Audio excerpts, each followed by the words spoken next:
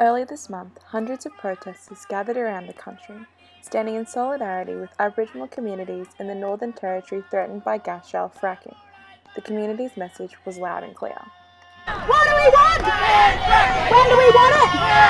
What do we want? When do we want it? Despite ongoing protests, Northern Territory Chief Minister Michael Gunner announced on Tuesday that the 2-year blanket moratorium on fracking had been lifted, accepting all 135 recommendations of the 15-month independent scientific inquiry released in March. The Northern Territory now becomes the third state or territory to approve fracking in Australia, after Queensland and South Australia. The inquiry, led by Justice Rachel Pepper, found that the risks of fracking could be reduced to acceptable levels if all 135 recommendations were implemented in full. One such risk is the potential for water contamination.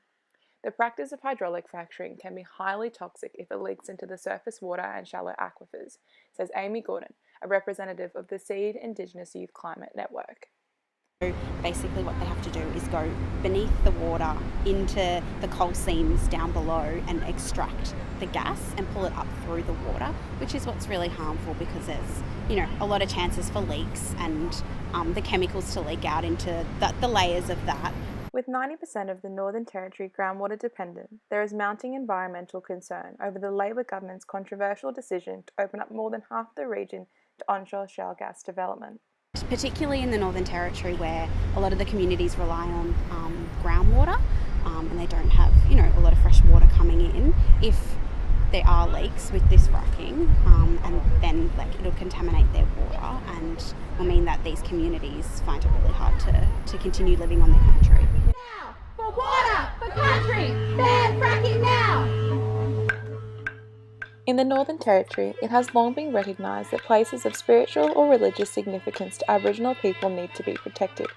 With the risks of onshore shale gas fracking comes the risk of damage to sacred sites, which disrupts the social and cultural fabric of Aboriginal people and their traditions.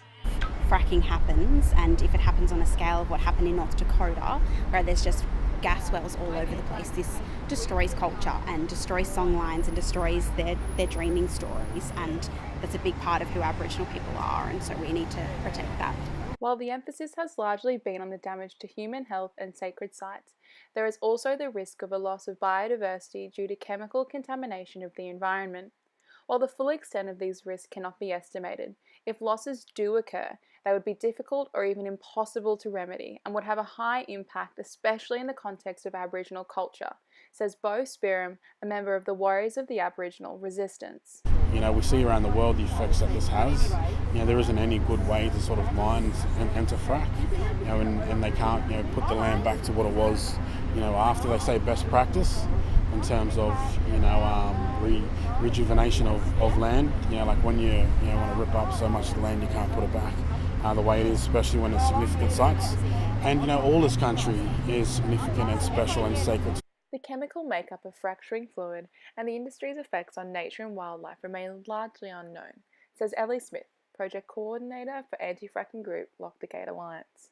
The impacts on groundwater and surface water from this industry are still unknown. Well, we know that they are impacted, but we don't know what the extent of those impacts will be. The government is expected to release an implementation plan by July, with the first exploratory fracking by petroleum companies set to occur early next year.